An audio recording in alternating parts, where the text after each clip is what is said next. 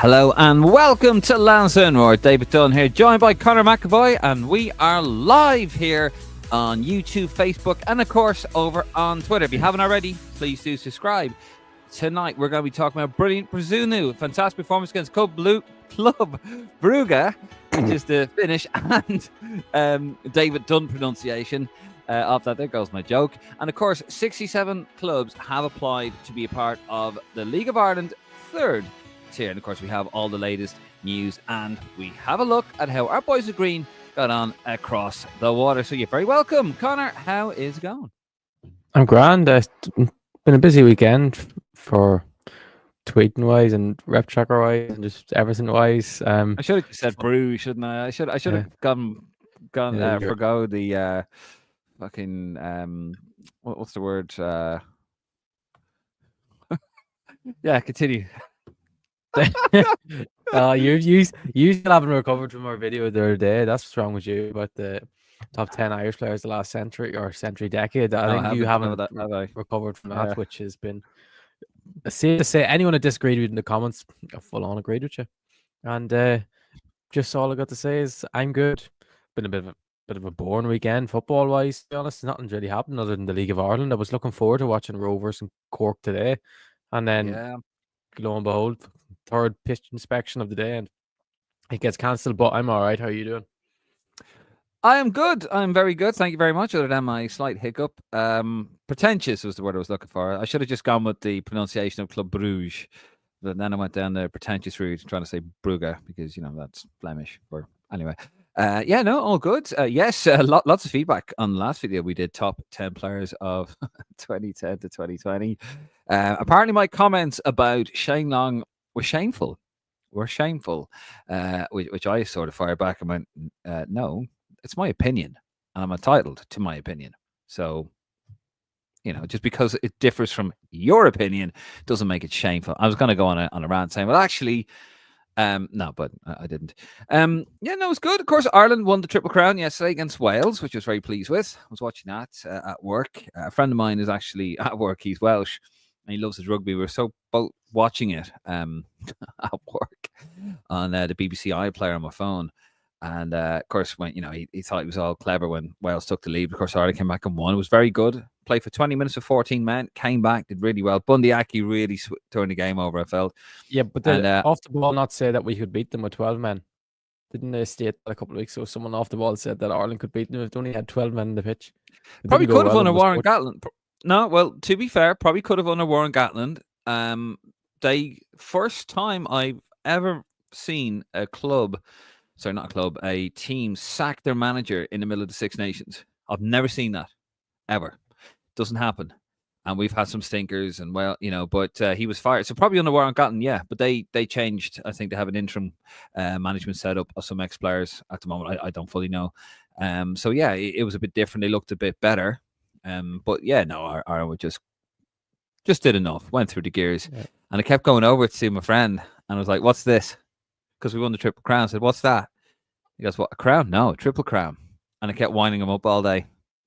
So if he was speaking to a member of the public, I'd be in the distance just going like that. And he couldn't do anything because I'm a I'm a bastard, that's why. But no, yeah, it was good, man. Good day today. Liverpool doing the business against Man City. Oh, you love to see it, don't you? That goes out to my friends watching, my Man United friends. You know who you are. I don't think anyone really cares anymore. No. I don't think anyone's anymore. Oh, yes, we don't care anymore. I think everyone's more affected that Rovers didn't qualify past Molde, but no one cares about Man United anymore and English football anymore. We all move on. English football dead. Irish football is where it's at. Yeah, well, it wasn't today, was it? But yeah, no, it was a good week. Of course, folks, other than the banter we were supposed to do at the beginning, I guess. If we had a producer, if we worked for Sky Sports now, they'd be like screaming banter. But it's all natural with us, Conor, isn't it? We really do hate each other. It's fucking bullshit. That's what it is. That's all I have to say. After what happened the other day, I'm actually traumatized after stuff you said. If anyone hasn't watched the video of the top 10 players, it's actually a funny video. It's a good laugh, but Jesus, oh my God, the pair of idiots pick some of the people you pick your top 10. He gets Martin with his stats. Don't start having a go at Martin. He's not here to defend himself. And you with your, I don't even want to say one of the names you put in the top 10. I'm not even going to say one of the names. If you've watched, you know what this means. You know what this means. Now, I'll tell you what, folks. Take a look at it. It's there in the archives. It's YouTube only for the moment. It's a YouTube. I don't know why it's not on the on lansdowneroar.ie if you want to get an audio version of this, because it's actually just not real visuals. We just stayed up till 2:30 in the morning recording it. Gobshite here stayed up till God knows what time fucking editing the thing and uploading it. But yeah, it's basically, it should actually be called Conor Gets Taken to School. That's what it should actually be called, not the top 10 players of 2010 to 2020. I mean, to be fair, it's pretty slim pickings, isn't it? But anyway, so that's where we're at. Now, of course, folks, if this is your first time watching Lansdowne Roar live, you're very welcome, of course. If you're watching over on Rep Tracker, of course, you want to give Conor a follow over on Twitter and Facebook and watch and steal his breaking news. like another entity, shall we say, does and then repackages for themselves. Yeah, you can head over to his Facebook and of course his Twitter page is at RepTrack if you want to find out the latest news and what's going on with our current and future boys and girls in green. That's where to go before someone else nicks it. You know who you are. Yeah, and of course, this is your podcast as well. We're going to be live, hopefully, for about the next hour and a half. We always say that, and then we go overboard because we just enjoy speaking to the Roar faithful. See the comments coming in thick and fast. That's what we love to see. But of course, folks, if you're watching for the first time, have your say, leave a comment, get involved. You can ask us a question about whatever we're speaking about, or you can literally ask us a question about anything. Ask Conor if you want to know about a player's eligibility, that sort of thing. Or you want to know who indeed was the top 10 players between 2010 and 2020, you can ask me anything you want. It's there. Just keep it classy. But we're pretty much uncensored here, as we are the voice of the fans. Now, before we do that, I'm just going to play you a little video. We are growing over on lansdowneroar.ie. We have opinion writers over there. And if you are interested in any form of Irish football, I want you to pay, and you want to get involved, pay attention to this video. A very, very sexy man, albeit with a dodgy haircut, is about to speak to you. How's it going? David Dunn here from Lansdowne Roar, and I am calling out to anybody who wants to write about Irish football. That's right. If you want to write for Lansdowne Roar at lansdowneroar.ie and join our fantastic writers group over there, this is a great opportunity for you. It is a voluntary position, no experience required. However, all we ask is for you to be passionate and consistent, and also be able to string 2 cents together. Sorry, Martin, that leaves you out. It can be any level of Irish football that you want to talk about: men's, women's, seniors, juniors, League of Ireland, school league, anything at all that you want to express yourself about. This is for you. If you are an aspiring sports journalist, it's also a fantastic opportunity for you. We do have a wide reach. Of course, we have a stream every week, as you're probably watching us on it now. So it's a great way to get yourself exposed in a positive way. If you want to get in contact, pod at lansdowneroar.ie. Also Conor at lansdowneroar.ie, David at lansdowneroar.ie, Martin at lansdowneroar.ie. Or you can head over to our Facebook, our Instagram, or our Twitter, and you can contact us directly. Not a problem, and we'll get you sorted there. Apply below now. Apply below now, says that very sexy man on the camera there. And of course, yes, just apply anywhere. We've had loads of content. We've had guys from America, Germany, all getting involved in the writing team. It's fantastic. So why not you out there? You want to get involved in Irish football? Just even put a comment down here. We're very reachable, touchable. Anyway, we're moving on. Where you go? Yeah. Well, I suppose, Conor, what should we talk about first? That's how raw we are. I don't know. We can go on into Bazunu. Let's say I think that's probably the only player. Oh, wrong one. That's the one. Brilliant Bazunu. There he is there. But at what cost? And people are probably looking at that going, what do we mean by that? Conor, talk us through it. So I think everyone really knows that. I think a lot of people said in social media today about how well he played for Standard Liège against Club Brugge, as you would say. But their manager said himself that he won him the game. He was excellent. I've seen a lot of, because he had in the first 2 games he got a lot of abuse for his performances because he just didn't look that sharp.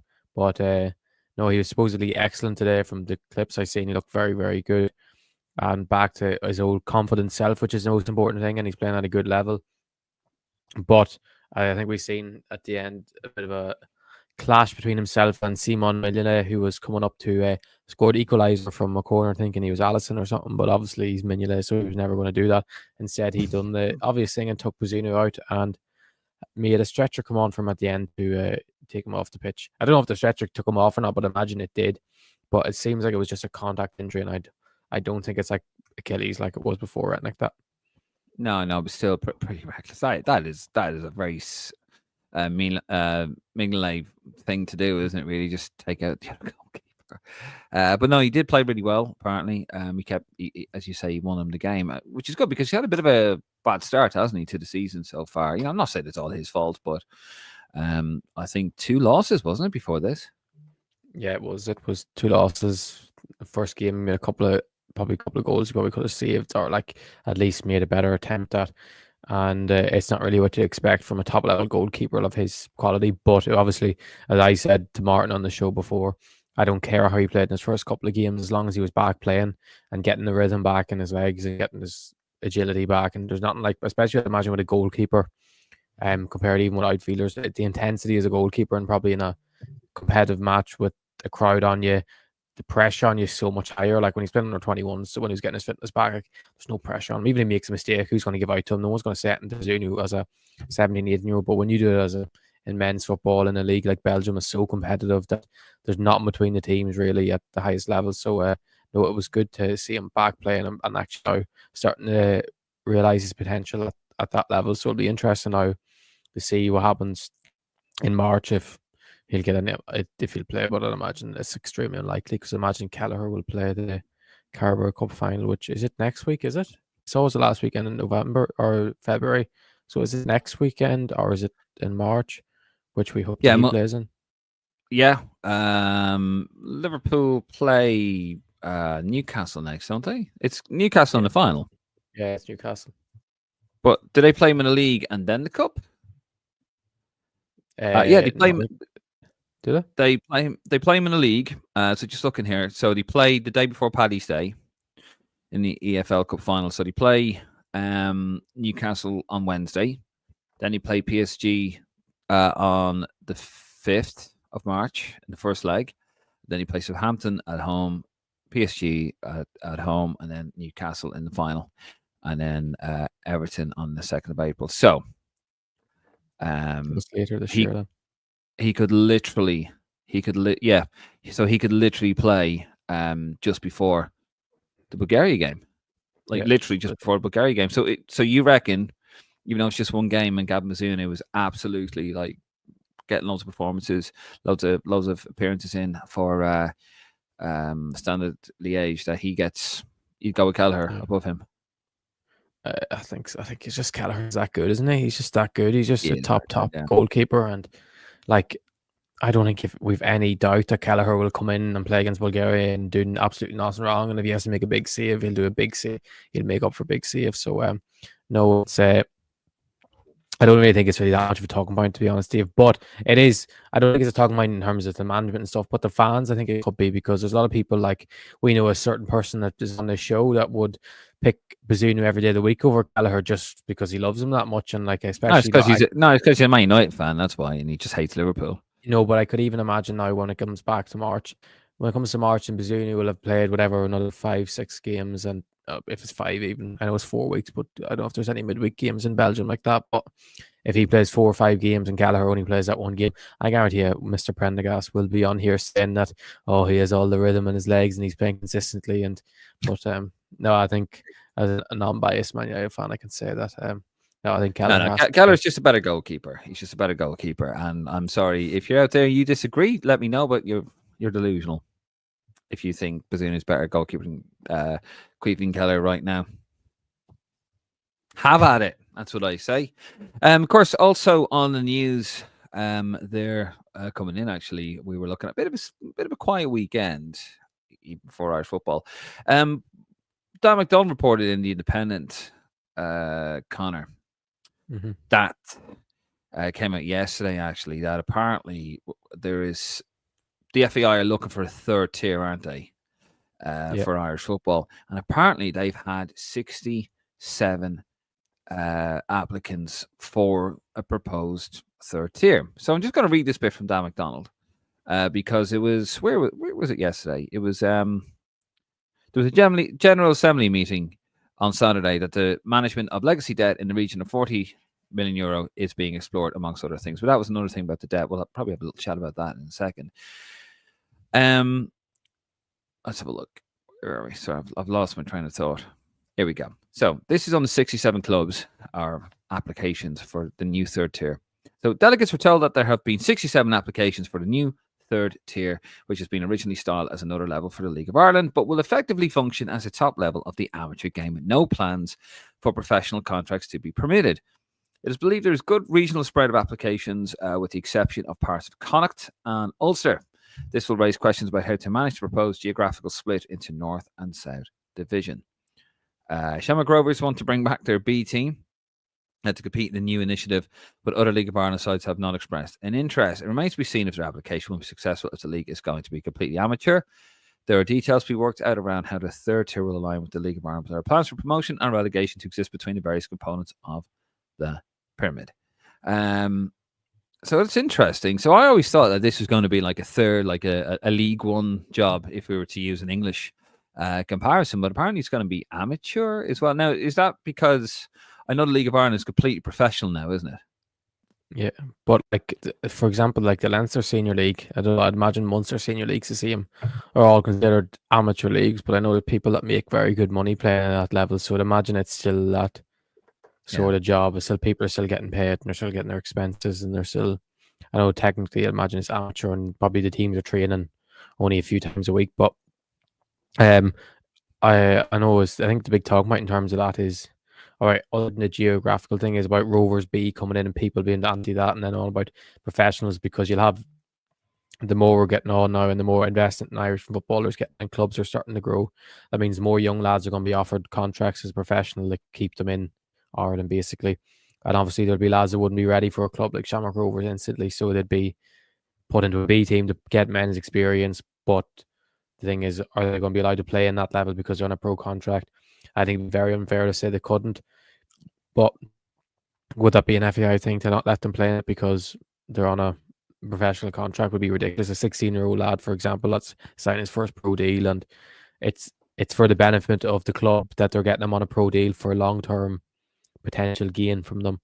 But no, I'm a big fan of I know a lot of people are very against Rovers B. I don't know what you're like, Dave, but I think for every country, like we see, other than England, because everyone's fixated on England, every country has B teams or they have a different name for it. They wouldn't call them I know Barcelona B. I don't know if it's called Barcelona B anymore, but Real Madrid's B team isn't called Real Madrid B.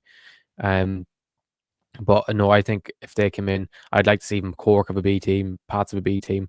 Obviously, geographically, it probably wouldn't be too good because most of the teams are down from Dublin. I say from Dublin down in terms of looking at the map wise. But like as someone from Monaghan, I don't think we'll ever see Monaghan United or even a team from Cavan ever come into it because there's just not the appetite for it. But I don't know what you think, Dave. It's a double-edged sword because on one hand, you're getting players that probably wouldn't get a chance to playing, which is good. It could encourage a team like Shamrock Rovers to take on more. They have the ability now, especially how well they've done in Europe, to probably take on more players, and they can play regularly and get those very, very valuable minutes. On the other hand, though, they can never be promoted. Yeah. So what are you really playing for? It's the same with the Real Madrid team, B team in Segunda and all that. They can never be promoted. So you kind of say, well, what's the point? And that was probably more down to them having a bloated playing staff than anything. I don't know the origins of the B team. Well, Dave, do you want me to come back to there? From some of the lads that you might say that would have got men's experience in that season. You remember that one season they had a B team? They had Sinclair Armstrong, Idemo Maku, Kevin Zeffy, Sam Curtis, Ben Curtis, Killian Cahill, who's the goalkeeper, right? Who was at the Ireland 21s. Yeah. Sean Brennan. Like, they had so many lads that wouldn't have got, but then they ended up getting first team experience playing at that level as a young kid playing against men, which obviously you can see now a lot of them are very, very good footballers that benefit from it. I just don't see the huge issue with it. I know they think of not getting promoted and it makes them not as competitive, but I just think for development wise of footballers in Ireland, and some, like, you could produce a gem that mightn't shine as much as underage football, and then when they come to men's football, they might go to another level. Like, because a lot of lads you see in Ireland at 16, 17, a lot of them probably are actually ready to test themselves in men's football, but they're not going to get that opportunity until they turn 18, 19, and that extra year or two can make a difference. No, I agree with all that, and I do agree with all that. I'm obviously just trying to play devil's advocate here as well. That's what people are probably thinking, but also I do understand that Irish football is very unique. I mean, English football is very unique. There's 92 clubs, and each have incredible history, fantastic history. You know, you look at AFC Wimbledon for a start. I know, you know, and MK Dons. You look at that. You look at teams like Charlton that are in League One. Fantastic history. 30,000 seater stadium. I've been to it. It's huge. It's a little bit run down now, but it's a massive ground. You know, and you look at teams like Sheffield Wednesday, Sheffield United. In the Championship, Leeds United, you know, almost won the European Cup, like, massive close. So England's very unique in that aspect as well. I just think for me, ideally, I'd love to see. I just want to see more clubs. I want to see a Monaghan United again. I want to see Kilkenny City. You know, I want to see all these clubs that they're now defunct come up again, because there's so much potential around the island of Ireland. I would just love to see that, but I suppose if that isn't, we can't sit around and wait for those clubs to hopefully develop, you know. And if they have a glut of players that need to play, which will be beneficiaries, you say players like Sinclair Armstrong. I was about to say Trevor Sinclair Armstrong, or Kevin Zeffy's over at Roma at the moment. Hold on, for how long? You know, it does benefit them. So yeah, we have to cut our cloth accordingly. So yeah, I would be for it. But I could see the arguments against it, because I like promotion, relegation, that kind of thing. But I do understand it, and until we have a fair balance, football in Ireland seems to be quite centralised a little bit. You know, around Dublin, around Dublin, of course, and hopefully that will spread out amongst the country. But until it does, then maybe you know, until you get like a loan system in where you could have those players being loaned further afield to other clubs. But until they pop up, I do agree with a B team. And I think there's been of the 67. I could imagine there's been quite a large number. I know it won't be more than 20, but quite a large number of teams from Dublin that have applied to join this, and which you can't really come up against, because there's a lot of very good clubs you see in Dublin have great facilities to play at a so-called amateur level, and it's just the problem is how are you going to spread it about the country? I doubt there's a team from Monaghan applied, a team from Cavan, or a team from, I don't know, even a team from the north in general. I think that's a big thing that would be a huge asset, Dave, for the long-term benefit of Irish football, would get another team from the north, even if a team was founded in Belfast as such, and we started to have the influx of people going up and down to Belfast to matches, lads coming, because obviously, I don't want to make anything controversial, but there's a lot of Catholics that be from Belfast that would probably love to play for Ireland, but because they're never really playing against teams from the south, you wouldn't really have FAI scouts up there at a younger age, and once they're in the Northern Ireland setup, it'd be full to the south, wouldn't it? Really? Yeah. So I'd love a team from the north to join back in. And I know a lot of people saying they need permission from the IFA and from FIFA and stuff, but I'd imagine it wouldn't be as bad if it was a new club coming together. But I'd imagine that makes everything a lot harder. But it would be great, even just for cross-border stuff, and the bet we see with Derry being in the League of Ireland, it's brilliant. So hopefully, I would love to see even one of the 67 teams be from the north. Yeah, I think Derry got they were amateur, weren't they? They were part of the Irish League, and then they were amateur, and I think they came back. They just because of all the troubles. They're technically they're the only team. They're the only team, I think, in Europe that have ever played in so-called two countries. But obviously it's one, but like in 2 countries as such. Yeah. And then I think it was 87. Then he got special dispensation from UEFA and FIFA to play in the Republic. Yeah. So interesting. Right. Shall we? What do you guys think about that? Let us know in the comments below. Your comments are flooding in. We will get to those shortly. Conor, I fancy a little bit of OBIG. What you reckon? Yeah. Should we do it? Get stuck in. Right. Let's start with the goalkeepers. As always, folks, I do the research, and then Conor corrects the mistakes. Are you ready, Conor? Go on. Let's do it. So we're going to look at the goalkeepers first. Caoimhín Kelleher unused sub in that brilliant 2-0 win for Liverpool against Man City. Mark Travers, 90 minutes in a 2-1 loss against Bristol for Middlesbrough. Max O'Leary, 90 minutes in that 2-1 win against Middlesbrough for Bristol City. Josh Keeley, 90 minutes in a 2-1 loss against Bolton for Leyton Orient. And Gavin Bazunu, 2-1 win over Club Brugge. Standard. Yeah, see, I didn't balls it up that particular time. Yeah. Happy, Conor, about all of that? Yeah. I mean, I'm very happy about Caoimhín Kelleher match, of course, the way he just sat there and inspired the team on to another victory. 11 points cleared of the English Premier League. He led from the bench, didn't he? He did. He absolutely just sits. He glows. He glows, Conor. He absolutely glows. Looks like have you seen his mustache? He says he looks like Mr. Pringle. Does he have a mustache? Does he? Yeah, he's a mustache. I don't know if anyone knows. He looks like Mr. Pringle. Hold on, mustache. I need to see this. Where is he? Caoimhín Kelleher mustache. No, you're lying. I don't see him. Hold on. I will send it to you on WhatsApp. Give me a picture. I need to see that. Right. Let's move it on to the defenders. Are you ready? Are you paying attention? Yeah. I need you to correct my mistakes, Conor. Right, here we go. Let's go on to the defenders. Seamus Coleman not in the squad. I think he's just not going to play for the rest of the season, Seamus Coleman. Darragh O'Shea, 90 minutes in a 4-1 loss against Spurs for Ipswich. Nathan Collins, 4-0 win, 90 minutes over Leicester for Brentford. Liam Scales, unused sub for Celtic. Will he be there next season? I wonder. Shane Duffy, 90 minutes in a 4-2 win over Stoke City for Norwich. Mark McGuinness not in the squad for Luton Town game. Conor, I know you're going to expand on that. Callum McDowell, 90 minutes in a 1-1 draw at Plymouth for Cardiff. Matt Doherty, 90 minutes in a 1-0 win, a shock 1-0 win over Bournemouth for Wolves. Jake O'Brien, 90 minutes as a right back in a capitulation against Man United for Everton.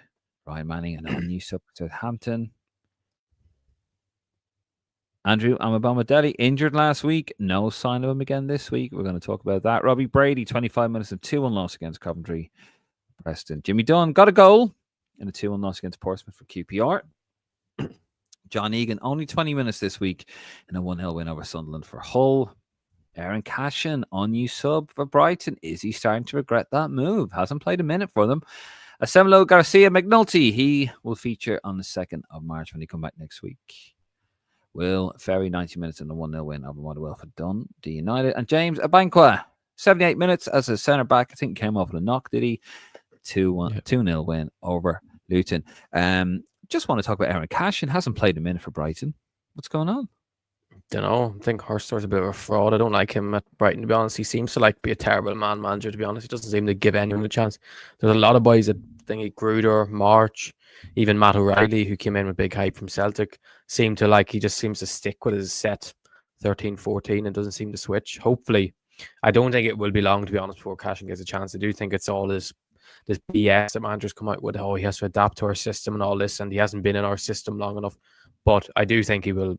As much as you know, I rate him very highly, and I think it will come. I just don't think we can expect him to be walking in the team or getting that much game time that soon. But I'd love to see it, because I think as soon as he gets into the Brighton team, he'll be in the Ireland team, and I think he's ready to play right now. But on merit, you can't pick him. No, absolutely not. So right now he doesn't get into the March squad unless there's an injury crisis. Mark McGuinness, sorry. No, Mark McGuinness has an ankle injury. I think he's ankle. So I think he's all right. It's said on the Luton tweet I've seen he has a knock to his ankle, so I'd imagine it's not too bad. And I'd imagine he'd be one. But Luton are bottom of the league, aren't they? And he signed for 10 million this summer, and he went from another relegation battle to another. But he's a good player. But as bad as Luton are, it seems that he hasn't really done much wrong, which is isn't a bad thing. But he's very talented. Obviously, you have Jimmy Dunn scored a lovely chip the other day. If you've seen that, Ryan Manning is just doing a Ryan Manning, not getting playing again. Obviously, Will Ferry is impressing again. I seen yesterday he got man of the match for Dundee United, saying how good he was, saying he was absolutely brilliant up and down the wing for 90 minutes. Obviously, the Scottish League isn't that special, but he seems to be really, really well. And I've seen a lot of comments saying that Ireland must have some of the best left backs in the world if they're not picking Will Ferry. So obviously, I'd imagine he won't be at Dundee United after this summer, which is a good sign because he was a winger turned fullback, which he's doing very well at. How about James Banquet, though? Did he take a knock, did you say earlier on in the WhatsApp group? Yeah, he did. He came off with a knock with like 12 minutes to go, but he walked off. So I think he's all right. And he's posted on Instagram celebrating the Derby win. So usually when that's probably not, hasn't affected him. And he was absolutely brilliant again today. He's playing as a left centre back at the moment, showing his versatility. I think a position that he only started playing since he went to Watford the last couple of weeks. And now, as you know, I think James Bank was absolutely brilliant. And I'd love to see him come into the squad in March. It's just whether did it want to bring in another young centre half, because actually we never spoke about Omar Bamadeli. I think he could be out until the international window, so he mightn't be able to come in. But I know Omar Bamadeli is one that adores playing for Ireland, so I'd imagine he'll just, if he's back in time to play for Ireland, he'll make sure he's back. So yeah. I worry about Andrew Bamadeli though. Like he's a young lad. He's getting lots of injuries. I think he's going to be one of those. I don't think we're going to see the best of him. He's getting too many knocks, Conor. He's too young to be getting all these knocks, and he just cannot get a run of games together at all. I've never known him to get a run of games since he's come on the radar. Genuinely, he hasn't. Yeah, he's been very unlucky. I know a lot of it was something like the back injury he had. Like when you get a back injury like that, that's just complete unlucky. But like, yeah, some of the other ones, like the patella one, and now I think it's a calf injury he has. I don't know how he picked it up, but I know it's terrible. Like he's such a talented lad, but she can't stay fit, you know. And but looking here at the championship, Luton Town bottom, Derby County just over them, Plymouth Argyle 22nd position. That's the three relegation places there. Cardiff City, of course, they've got Callum Robinson and Callum O'Dowda. Their whole city with John Egan in it. Also Stoke City in 19th. There's a lot of Irish interest in that relegation battle at the bottom of the championship, which doesn't look too good. Right, we're going to move it on to the midfield. Josh Cullen, 90 minutes in a rare 4-0 win for Burnley. Love a 0-0 all day, do. Jason Knight, 90 minutes, a 2-1 win over Middlesbrough. Jason Malumbi, 90 minutes and a 2-0 win over Oxford. Vinazaz, 7 minutes and a 2-1 loss against Bristol. Andy Moore in 90 minutes and an assist and a 4-2 loss against Norwich for Stoke City. Jack Taylor, 38 minutes and 4-1 loss against Spurs. They are shite, Ipswich. Jamie McGrath is still out injured for Aberdeen. Will Smallbone, 18 minutes and a 4-0 loss against Brighton for Southampton. They are also shite as well. Let's call it as it is. Alan Brown on the ESO for Sunderland. Good to see him back in the bench. He was out for a while. Only Mr. Dependable. Mark Sykes, 63 minutes, a 2-1 win over Middlesbrough for Bristol City. And Luke Connell, 90 minutes and a 1-0 win over Rotherham for Barnsley. Boston Lowell, not in the squad for Stoke. Sorry, Connor. Connor Coventry, 86 minutes and a 3-0 win over Exeter for Charlton. And Rockavatten on USO for Watford. And, well, John Joe Patrick Finn, he got 45 minutes and 1-0 loss against Rennes, where 2 players were sent off for Stade Rennes. I suppose he didn't play at all before that. Boston Lowell, not even in the squad. It's just not going to happen for him at Stoke, is it?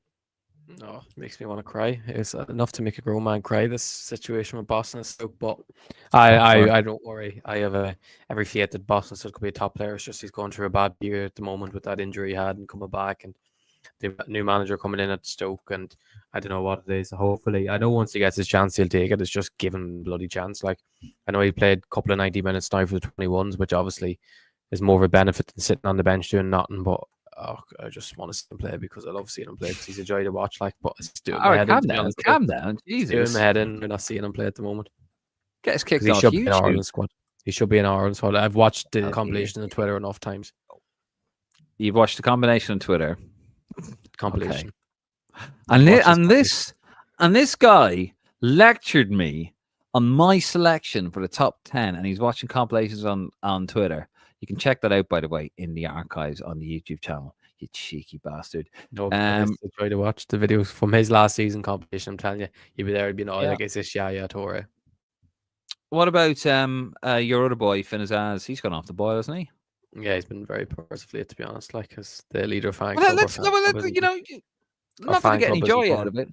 No, fan club great at the moment, but no, he'll be back. I seen Middlesbrough because I watched the game the other night whilst I was watching the League of Ireland at the same time, and a certain someone was unbelievable again, but we will get on to him. I don't even need to say his name, the greatest player of all time. But Finn Azaz didn't play much. Didn't play 7 minutes.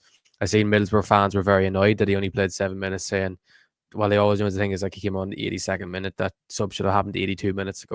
All this, but no, Middlesbrough are absolutely so bad the other night. It looks like Carrick's on his last legs there, and no, by the I can probably say he'll be back in for the next game because they look to shadow themselves without him in midfield, and it's not a coincidence, Steve, that Middlesbrough suddenly started playing bad when Finn Azaz went in bad form. So hopefully it's just a bad form, small period, and he'll bounce back because when he was at his best there, he was one of the best players in the championship. So hopefully it's just a bad period, and he'll be back in form. Hopefully in time for March that he can impress for Ireland. I've just seen a picture of Queven Gallery. Yeah, he just looked like the Pringles bloke. That's funny. One more, Rocco Vata. I know there's been a few comments wondering about that. He was injured, if you remember. He was injured for a couple of weeks. It was only a knock, and then he came back, and then he got sick as soon as he came back. Lost 5 kg in 5 days, which is not healthy for anyone.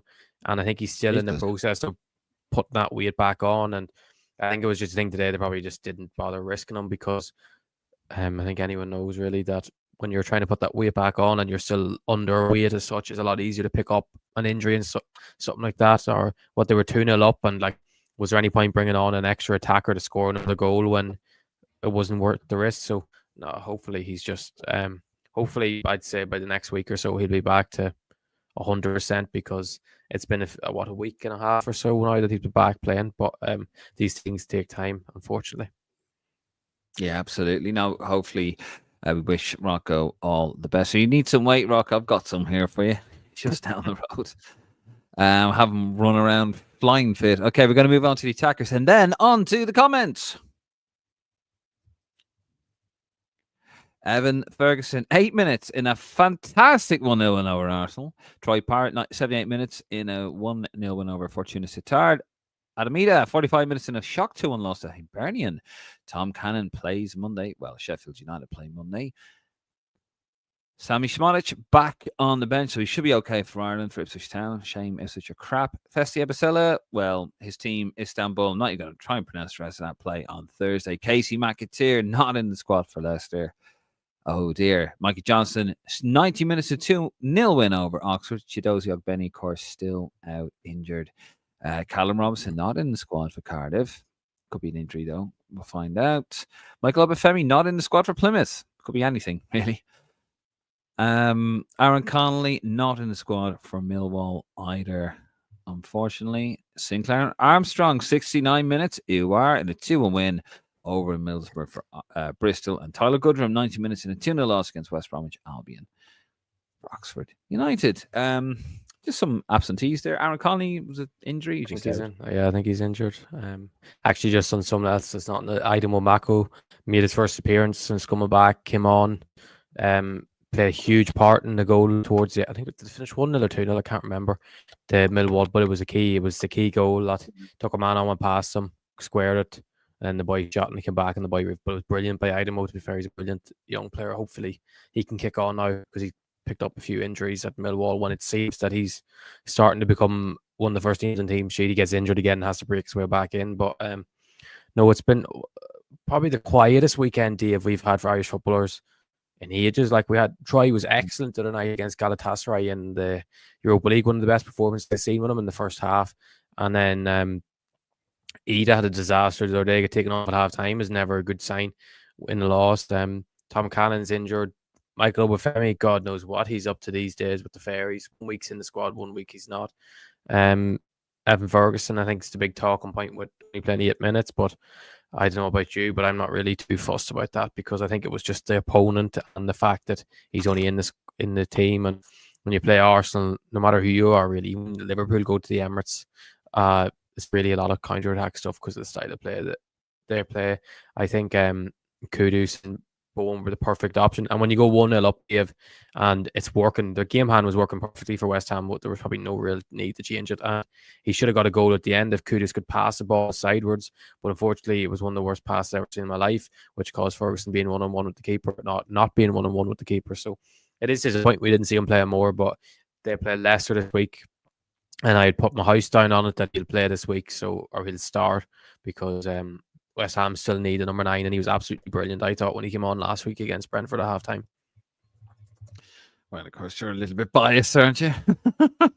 West Ham currently sitting in 16th in the league table, but I don't think they're going to go down. I think they're very lucky.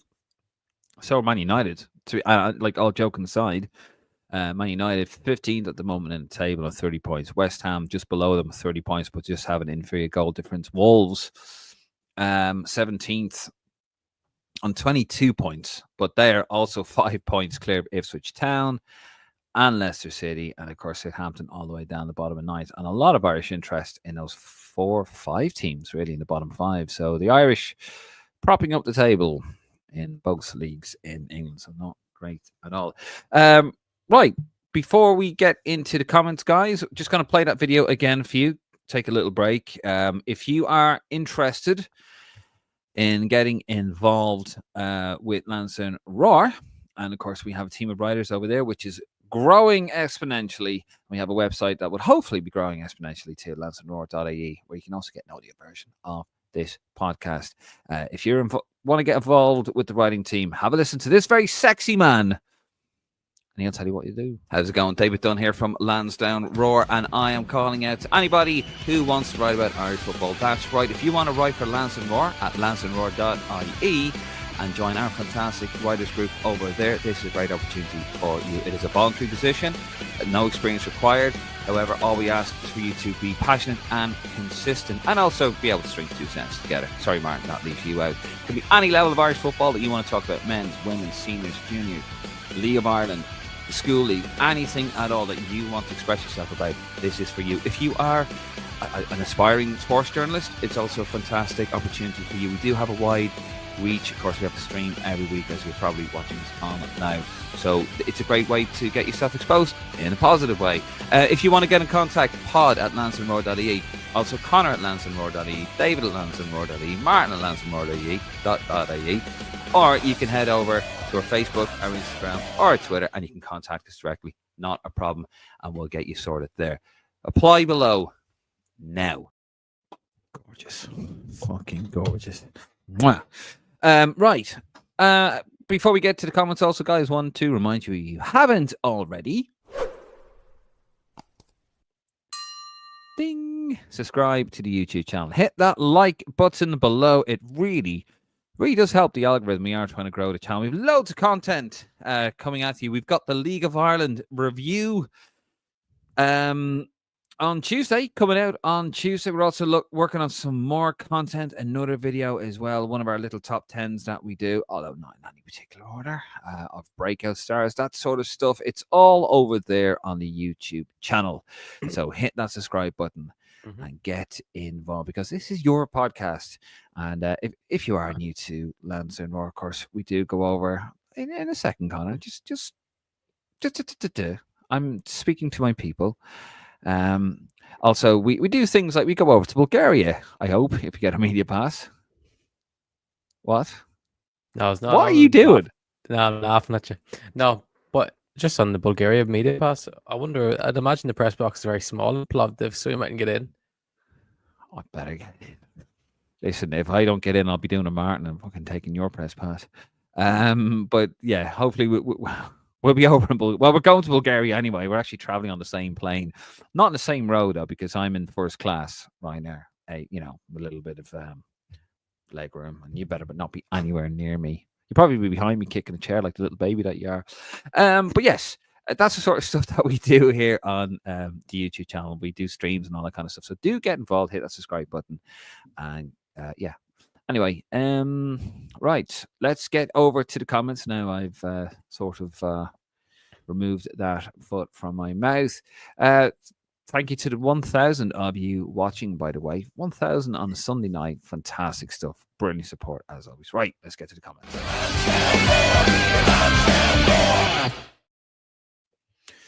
Right, first up. Wow, loads of comments, actually. Donny Nagel, where are you? 4:25 a.m. your time. I guess Donny. Twitter. I think it's just Twitter does that. I think when people comment on Twitter, it does that. Must do. Well, he's gone right to the top, Donny. How you doing, Donny? I think it's your first time commenting. If not, I apologize. But if so, welcome. Troy Parrott is playing incredible. Has to be Ireland's #1 striker. Moving forward. Also says Donny Nagel, loving the show, guys. Do you both agree that Collins must be a 6 for Ireland moving forward? Load of centre backs. First point there. Do you think Troy Parrott should be? Thank you, by the way, Donny. We really do appreciate it. Do you think Donny has a point there? 2 points. If we were playing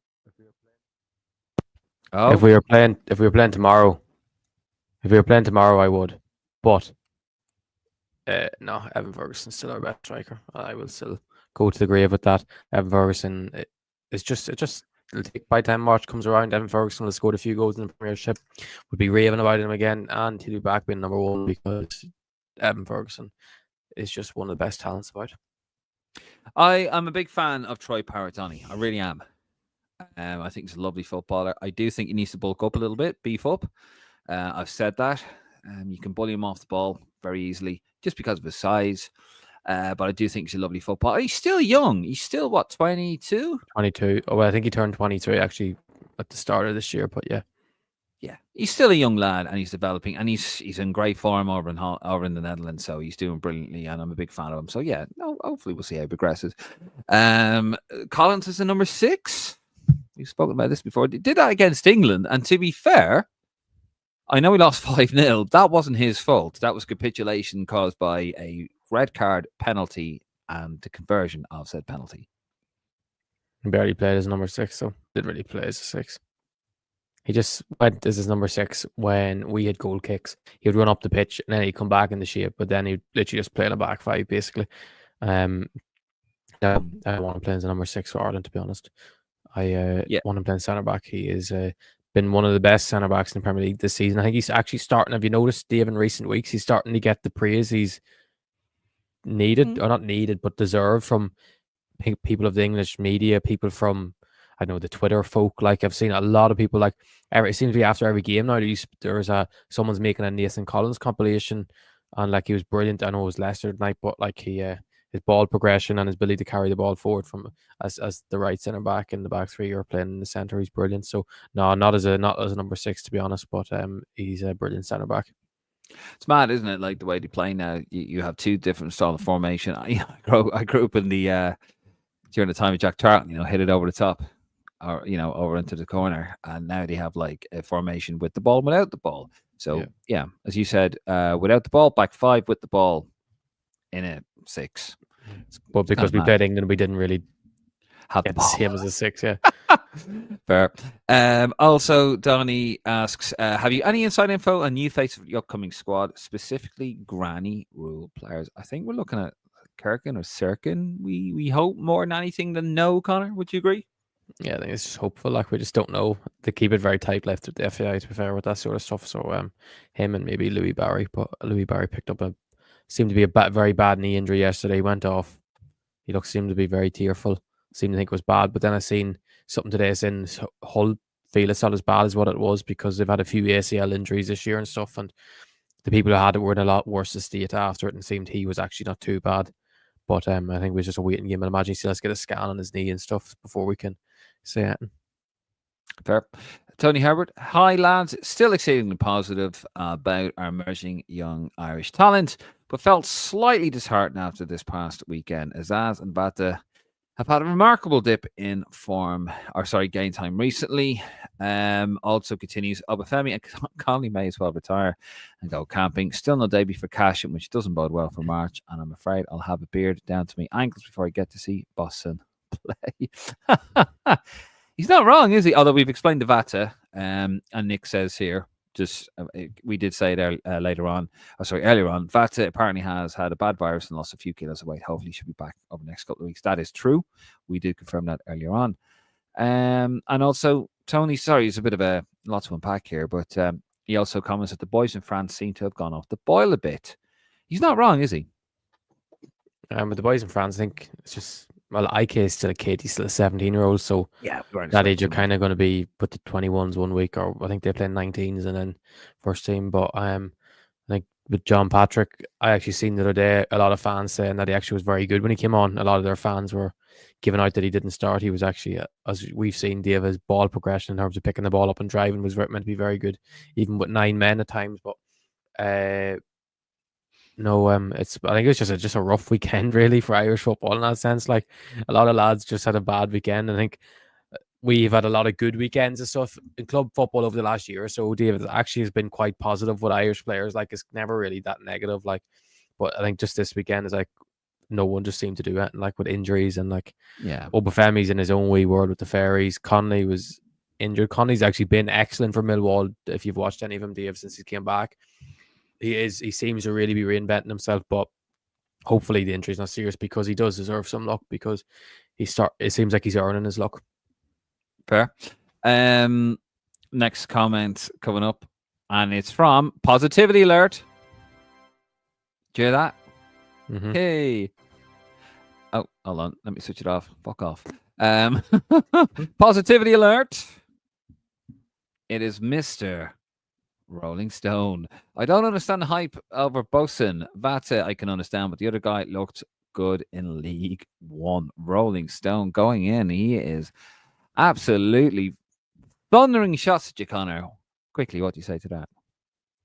What's wrong with looking good in League One when you went alone there? You're at the worst team in League One and you're still the best midfielder in the league. I think it's a good sign when you're the best midfielder in the worst team in the league. Like so, no, but just give him time, Rolling Stone. She's just had a tough year with it, so don't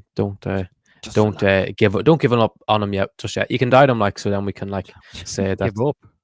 Give up. He hasn't even started him.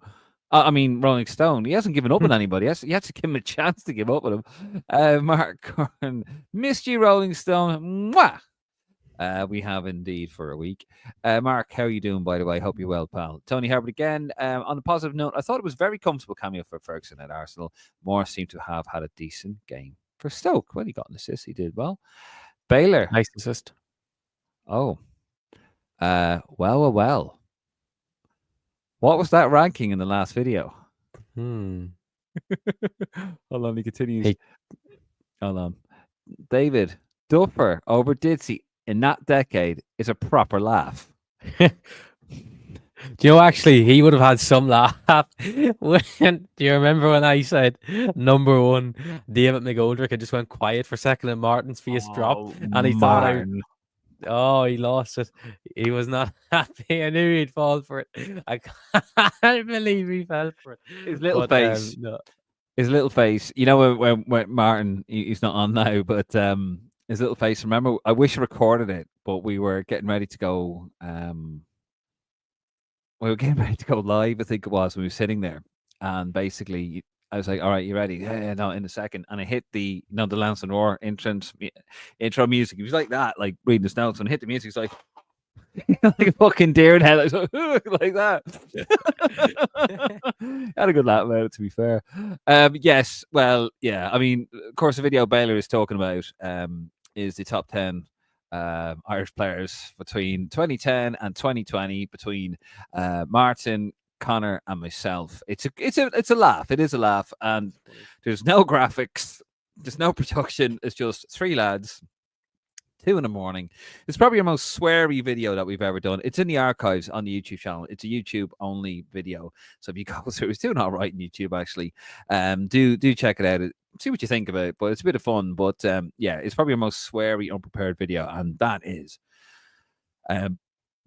pardon me, saying something. Right, let's get back to the comments. Jack Hennessy, good man, Jack. Boston was good for our under-21s. Tony Herbert again. I watched the Bristol game, and I get now why Conor rates Armstrong so highly. He has massive potential and adds something different to any striker we have. He was furious when subbed after 70 minutes.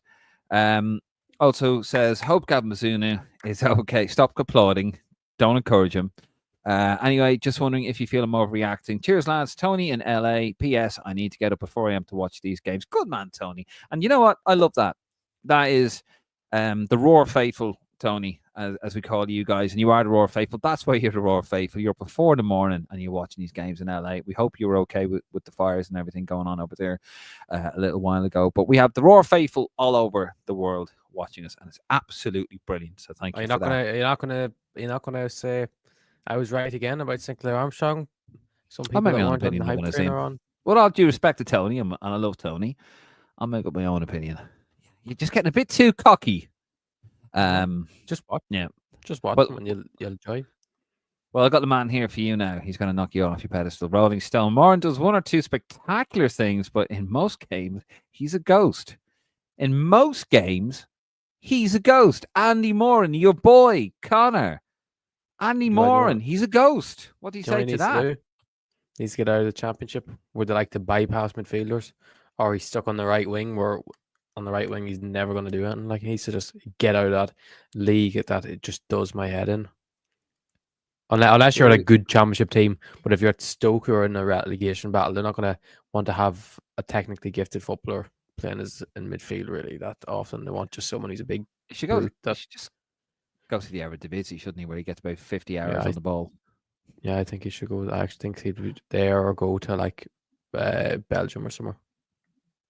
Yep, go to the Netherlands, improve your technical ability, beef up, come back to England and play in the Premier League. The thing is, technically, he is as good as anyone. It's just the fact is that he needs us to go. I just think he needs to just go to a league where he can actually express himself, and there's actually footballers there that he can play 1-2s with. Not footballers he gives the ball to one and they hoof it in the rose head. Fair. Aidan, this is one for you, Conor. Aidan Corbett, how you doing, Aidan? Do we have any insight into the 67 clubs who want to who've applied to be in the third tier of Irish football? Would any provide new counties to the League of Ireland? When is the final day for application, or is 67 the final number? Any information on that, Conor? The application date's over. Yeah, it was last Friday. I think it was last Friday, I believe. Or it was like the last week or something. But yeah, that's done. I know for definite. There's definitely been a team from Tipperary have applied. Loads from Dublin. Where else? Meath. There's been a team. Trying to think that I know of. Like, I don't know. I'd if there was Monaghan, I think I'd know. Cavan, I wouldn't think so either. Trying to think other teams that would have, like, I don't know at this stage. I don't know, but I know there's been a lot in like the likes of Dublin have applied.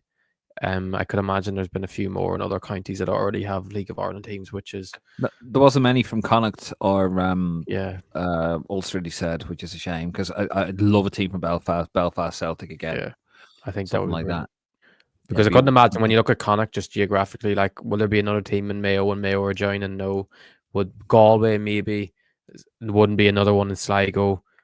I would highly doubt there's one in Roscommon. So I'd probably say in the whole of Connacht there's probably been maybe, if there was a team in Roscommon, if even, and maybe one team and another one of the teams in Galway. But like in the, I just don't think, like in Ulster, I'd imagine there might be more, unless there's a team, unless like Letterkenny Rovers maybe or something like that have applied. But I just don't know, to be honest. Kenny Rovers, it's a mad name. It's like the most Irish and English name kind of come together. Not disrespect to Letterkenny Rovers, by the way, fair play. I remember asking my brother who lives in Westmeath, and I asked him, I said, like, you know, do you get your kids to play football? He goes, no. He goes, you play GA. And I said, why GA? Because it's the best crash in the world. You know, like there was no reach there. There's no team. You know, and it's ridiculous now. And it's a new build housing estate as well. That particular area. So, yeah. I'd imagine actually Kildare will have a team applied for it. That's one I forgot about Kildare. Like, the amount of footballers that come out of Kildare is absolutely mental to not have a League of Ireland team. But yeah, Kildare will have applied. That's mad, isn't it? I lived in Kildare for a couple of years, and great part. Lived in Selbridge. They had the five-a-side, McQuirk's Golf five-a-side. If anyone remembers that, down near Weston Airport, I'm sure I'm going to ring a few bells there. They had a five-a-side, and yeah, it was brilliant. I used to play on that.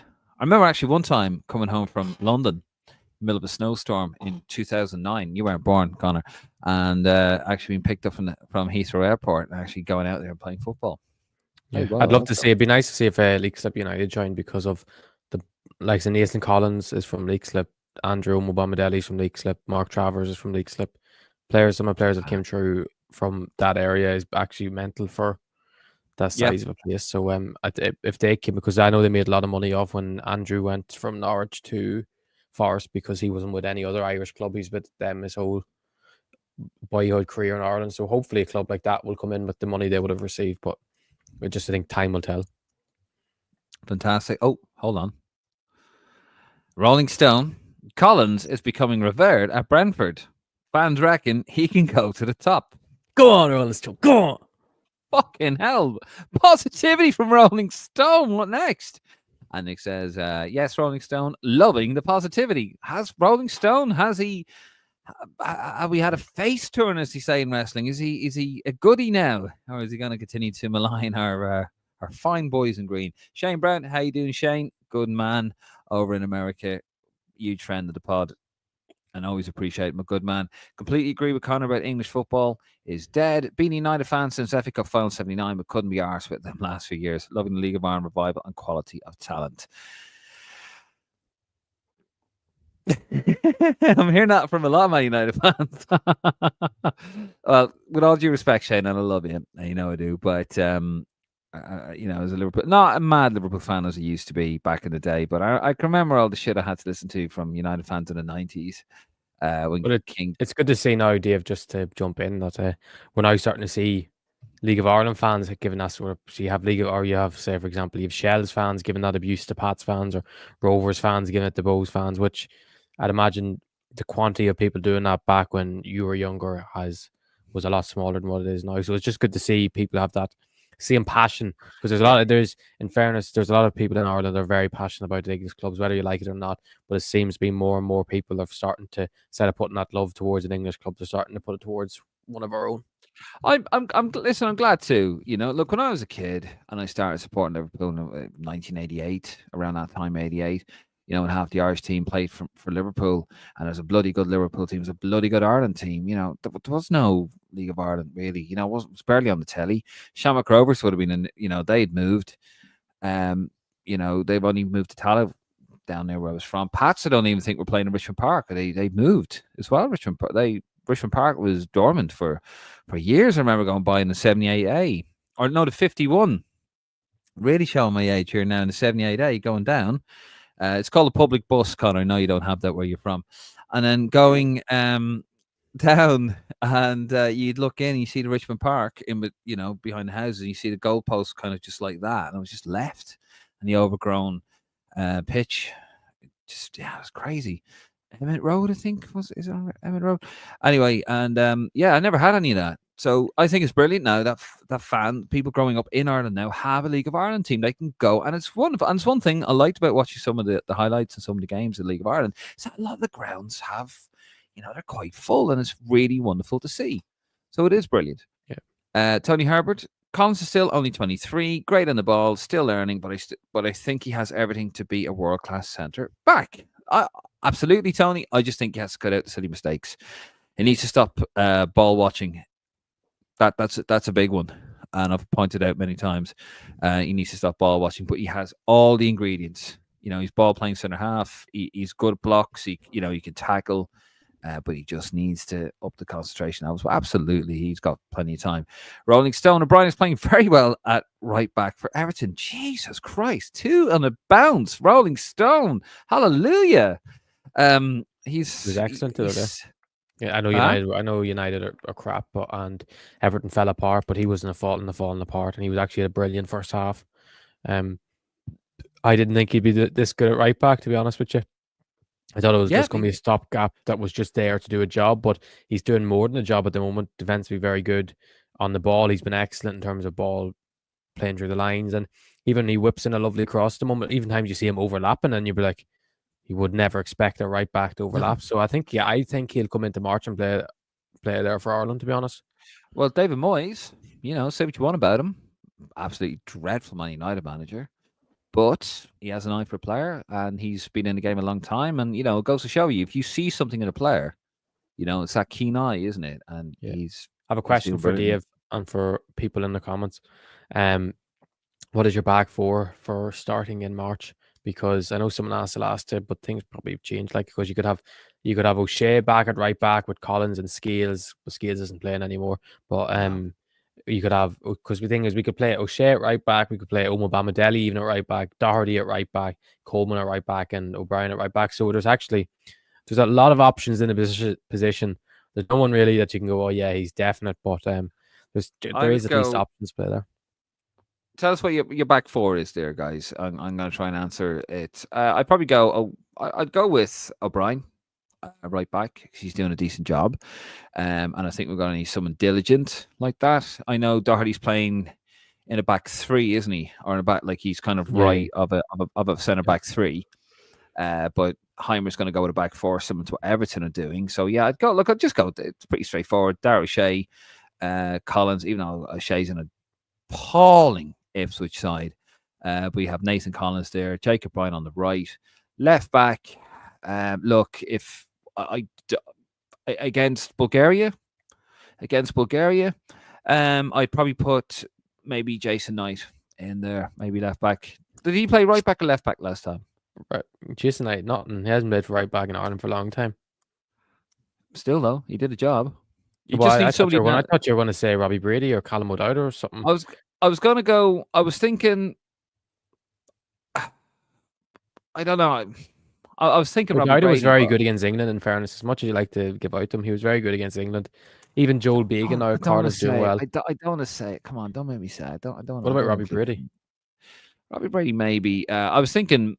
I kind of had a bit of a brain fart. I was probably thinking, if you're to believe, or maybe Sirkin is going to be included, I put him straight into left back because we don't have a left back. Yeah. And Ryan Manning is there, but he doesn't play football. Doesn't play. He's just there. If you look for somebody who's going to play, you just look like, I think against Bulgaria, to believe what you're saying about Bulgaria, and they're not a great team. You just need energy. You just need energy and diligency, if that's even a word. And I'd probably go with either maybe Robbie Brady or I think particularly at home, Dave, just Robbie Brady's more because of the fact he can play. He can whip a better cross, and even though his crossing at times can be overrated, he likes to hit the first man a lot. But in terms of that one moment of brilliance, he can come out with that. Like in terms of his technical ability. I've had a bit of a brain fart there. Admittedly, I'd probably go Robbie Brady. Robbie Brady. I wouldn't go Callum O'Dowd, to be fair. I'd go Robbie Brady because he gives you a little bit of something, doesn't he, on that left side? But I don't think Jason Knight would be a bad shout as left back. If he could do it as a right back, why not as a left back? His energy, he's an out ball, isn't he? He makes runs down the left. He overlaps because he's just energy, pure energy. Jason Knight is. If you wanted that coming down the left, but yeah, probably Sirkin if we get him, but we don't know. We genuinely don't know. Mm-hmm. What do you think, folks? I'm not going Callum O'Dowd. Martin Patrick. Ferguson came on after 82 minutes, same as Brighton. Sure, he may as well have just stayed. Yeah. No, don't be so delusional, Dave. Not delusional. I'm just fucking saying it. Like so when he starts against Leicester this week, you're gonna be like, oh no, it's a great thing to do. If he doesn't start against Leicester, what then? I'll give you €50. All right. I'll put a €50. You heard it here first. I'll put a €50 bet. No, you give me €50. No, you have to do something back. It has to be €50 bet. He'll start 100%. He's going to start against Leicester. Fuck up, not betting €50. I am not a gambling man. I used to take. It's not a gamble. It's not a gamble when it's guaranteed winnings. €5 bet. €5 bet. Then go on. €5. Okay, €5 bet that he does not start against Leicester. Okay. All right. Rolling Stone. I would imagine Potter will play him a lot more once West Ham are free from relegation. That's another point, and I do genuinely, all joking aside, agree with him. That's why I was looking at the table there. I mean, they're not going. Although they're not going to get relegated. They're not going to get. They're not in a relegation battle. And Dave, I'd ask you this: why did he come on against at halftime against Brentford? He didn't just come on for the crack of it, and he didn't come on just to play, to give him minutes. He came on because they know he's that good and they want to embed him in the system. But when you go away to Arsenal, sometimes things are different, and especially with a lad that's been quite injury prone. Why would you want to play on the halfway line against Arsenal when he's just constantly just trying to run in behind and stuff, when the likes of Bowen and Kudus are more suited to that. I think people are just over-exaggerating, and them lads done well. If they were playing poorly, Ferguson would have been on at half-time or 60 minutes, but they were doing well. Fair. Tony Herbert, Rolling Stone, he is indeed about Jacob Ryan and some goal by Jimmy Dunn at the weekend. Lovely. Adam Curtis, how you doing, Adam? Parrott playing against Spurs in the Europa League. With his form, will he punish Spurs? I hope so. It'd be hilarious if he did. And the form he's in, especially in Europe, absolutely. Spurs are shite as well. Dean Flood, to be fair on Ferguson, he wasn't going to be brought on while West Ham. Here we go. While West Ham were protecting and won their lead at Arsenal. Yeah, no, fair. Rolling Stone, I think it's looking very likely that Brighton will sell Moran. There you go. No, probably will, but no. But he signed a new contract last summer because Hurtsler seemed to love him in pre-season. But I think long term he's probably better off going somewhere that he'd be a main man. But maybe go broad. I just don't know. The thing is, with Brighton, they have same owner as Union Saint Gilles or whatever you pronounce them in Belgium that they own, and they've had lads go there and known before. And I think if he went there for a year next season, it could be the good stepping stone back to Brighton first team, but you just never know. Fair. Downtown 123. James the Banquet is flying with Watford. Lads, would you pick him in the next senior squad? I think. Well, yeah, I would. I mean, who would come in? Who'd come out? I mean, he's playing. Sorry, who would come out? Yeah, I mean, he's playing as a centre back for Watford. What's his natural position? Right centre back, like. I think he's best in a back three on the right, but he's playing the left centre back before. Yeah, I'd have him in there. I mean, obviously, you know, Bombadeli's probably not going to be. Bombadeli, sorry, he's probably not going to be in the squad, which is a shame, genuine shame. If he doesn't get in downtown 123, it's because there's not enough people have made, have come out. Basically, I think, and it's not that he's terrible. It's just, I think with Heimer is going to pick a settled squad all the time. He's not going to experiment too much, notwithstanding a massive injury crisis against Bulgaria, is he? He's a pragmatist. Yeah, Conor. Yeah, it is. Sorry. Mr. Bill, Irish Football Blog, was sending me a few names of teams that he knows has entered the 67. But I'll talk about it. No, but what were you saying about James Banquet? Sorry, and then I'll go on to that after. Oh, fuck's sake. James Banquet, I'm just saying, if he doesn't get in the squad, it's not because he's terrible. It's just that Heimer likes he wants a settled defence because it's a playoff game. It's important. All games are important, but especially this one. And if he has his regular, central defenders, he's going to go with them, isn't he? Although Bombadeli is obviously out. I have one fear, though. I fear he's going to pick Shane Duffy. Because even though we have so many defenders, do you remember the last camp he picked Shane Duffy and he's like, and then he just came out injured then after that. But he was saying that he wanted some bigger bodies at the back because we needed that and then leadership. But Jesus Christ, he made a bad mistake for the goal. Andy Moore got a lovely assist for it. It all came from a terrible pass from Shane Duffy. But no, I'd like to think with Bombadeli coming back and O'Brien coming back in. Well, you hope Bombadeli's fit, and you'd hope that James Bank was overtaking him, but it still is. Like the oldest centre back then would be Darragh O'Shea, who's 25. I don't know if he's 26 yet, but I think he'd be the oldest centre back in the squad, which is quite young, like as such. But I think Collins is our captain as such when Coleman's not there. But do you want me to go into a few of these teams that he said? Absolutely. So we were asked the question earlier on, do we know the name of some of the clubs that have applied to be part, 67 clubs that applied to be a part of the League of Ireland third division or third tier? It's not going to be called Division 3, is it? Go for it, Conor. They're calling it the National League. Like the National League in England, they've National League North, National League South. I'd imagine that's how they'd get it into promotion. The top two from each would probably go into one would get promoted and then the other would go to a playoff between the two. But some of the teams, he sent me on 7 teams. Montpellier, well, I don't know if that's the same spelling as the French one, in Dublin. Surprise. Peak Villa, which is the team from Tipperary I was on about, I just couldn't remember the name. Rock Celtic from Dundalk. Home Farm, obviously the big schoolboy team. Mm-hmm. He said possibly DCU, which would be interesting. St. Francis's in Dublin and St. Patrick's CYFC in Dublin. I'd imagine the likes of St. Kevin's would be going in it as well. you'd like to think with a club like that, with the talent they have, and even though a lot of them would be playing with League of Ireland academies, but they still have that track record. But that's just 7 teams that he knows has expressed interest in it.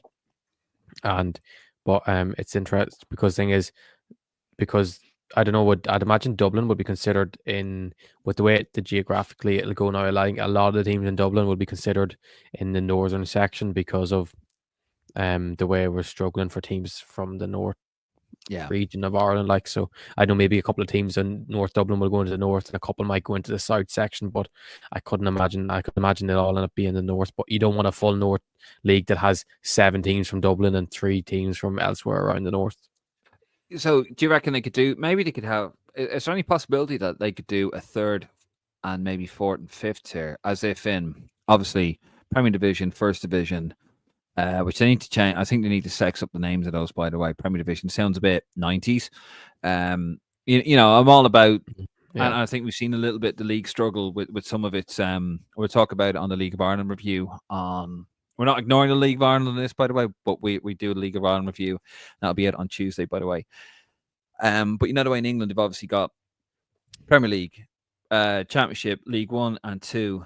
Then you have the Conference, and then you have like National League, and then you have National League North and National League South. And basically the teams in those, because, you know, the UK is a big old place, and you have teams that, because you think, well, if you're in that division, you're not going to have the budget to go all over the country. So we keep you in your little kind of section of the country. So, you know, to sort of allay any fears over travel costs. Do you think you could do something like that in Ireland? You'd have Premier Division, First Division, National League, and then because there's such an overspill of teams, maybe look at budget, and depends where they're from, they could have like National League North, National League South, or East, West, anything like that. You'd like to think that could be a case, but I don't know whether they'd want it, because it's still a big investment now for them to go in and have the 20 teams in the north and south. So I don't know whether they'll want to go in and go, oh no, we'll put an extra tier in whilst we're at it, because it still is a lot of work in that terms. And I think a lot of these clubs probably aren't built to go to a full All Ireland league as such for a 3rd tier. But this is where you go to the government, isn't it? The FDI don't have the money, but this is where you go to the government and say, I'd imagine at that level again, it's quite rudimentary, Conor, isn't it? Like you could use, some of these clubs could use a school, you know, just a school pitch. Yeah, just, you know, like it's that rudimentary. You know, if you're good enough and you have a certain criteria, you could be in the National League, and then maybe have North, and then in the North and South, that's the whole thing of, we're using, you know, we're really, really at the bottom, but we want to build ourselves up as a club, and then just build that and get a grant from the government. It'd be fantastic to see, but who knows? Your thoughts on that, please, folks. And if you know, actually, if anyone knows, because I can imagine there's a few people in the comments will know a few clubs that have applied from their local area, because we know we're in Ireland, and when a local club applies for something, everyone in the local area will know about it. So if you know it, and just put it in the comments, because it'd be good to know. Absolutely. Great to hear, in fact. Back to the comments. Nick, it was the wrong sort of game for Ferguson to come in. He will 100% start against Leicester on Thursday. No, Nick, I want me fiver. Even I tell you what, even if he's not on the bench, I'll take on the bench, and then someone gets injured and he's on after 5 minutes. You still don't get your fiver. Rolling Stone, Keith Tracy reckons we need to forget our midfield, concentrate on what we're good at, which is defending and being hard to beat. You can't just forget about your midfield, though. You can't just forget it exists. You still need to have your got us to 3 tournaments. Still need to have a strong midfield. Jack got us to 3 tournaments on that. Kieran Yo, he had Roy Keane. Yeah. So he still had one of the top midfielders. Yeah, he still had one of the top midfielders. Yeah. Mate, are you joking me? In 1986, Jack had Ronnie Whelan.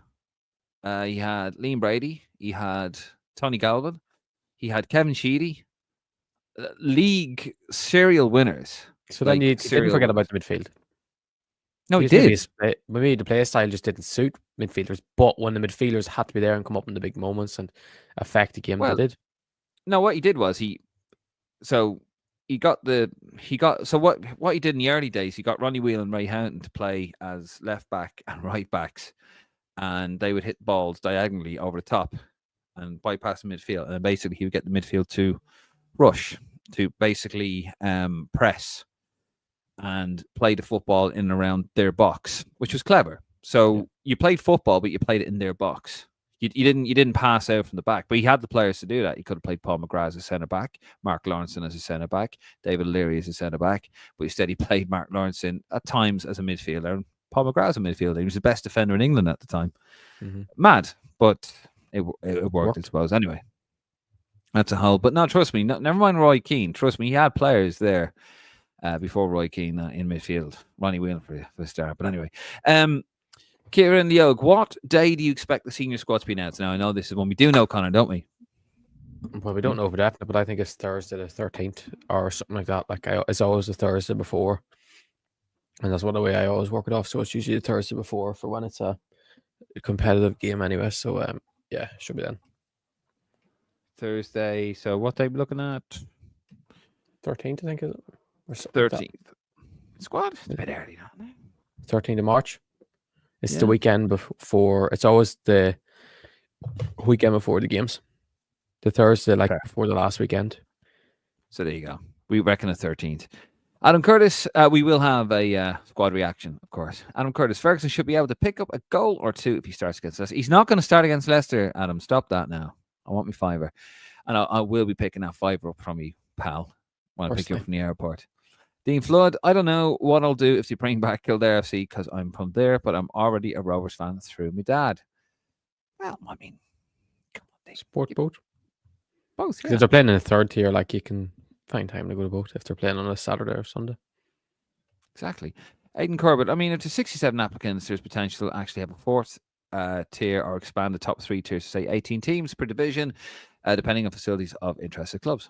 Good man, Aidan. That's exactly what we were talking about there as well. Some good points there. Different ways to do it. Different ways to do it. Absolutely. Team Flood, it would be weird if you're not allowed to be a pro contract in the 3rd tier, considering that you can be promoted to the 2nd tier, which does allow pro contracts. What about relegated sides with, and let's cut you off, so can I find your comment? No, can't find. I think it just means, I think it's just, what about relegated sides? Would they have to go amateur? I think that is a valid point because it must have been explained that well by the FAI, that you can just go. The thing is, there's not. Why couldn't you be a pro team or a close to pro team and or have a pro contract as such? Yeah, and he did actually say in the article that they're still working it all out. I mean, look, to be fair to the FAI, you're probably expecting maybe 20 teams and all of a sudden 67 go. So you're looking at different options. Not all bad. Do we go a National League, North, South, East, West? Do we put more in? Why not? But it could be, you could be looking at clubs literally using a field like Sunday football just to start off with, or school grounds or something. Downtown 123. A bit disappointed that Louis Barry went off with what looks like a nasty injury. We did talk about that earlier on. He was in tears, bless him. We wish him absolutely nothing but the best, Louis. Rolling Stone. John Joe Patrick Finn has said he will play for Ireland. Okay. Yeah, I mean he's Irish. He is Irish. Aidan Corbett. Every time Aidan comments, it's always a very pertinent point. Have you noticed that? Not running down the rest of the Roar faithful. B teams exist in Portugal, Spain, Germany, etc. Those countries have a steady flow of players. As long as it can only ever be in the tier lower than the senior team, it's great for player development. Yeah, we discussed that earlier on. And to be fair, that comment was made about an hour ago. And you're absolutely right, Aidan. We did talk about that, and we agreed. I'd like to see more teams spread around Ireland, but we have to cut a cloth accordingly, and we have to go with what we've got, and always look to expand and have as many teams in the pyramid as possible that we can possibly have. So, but yeah, and as Conor rightly said, players like Sinclair and Armstrong, Kevin Zeffy and the like played for the Shamrock Rovers B side, and he did really well.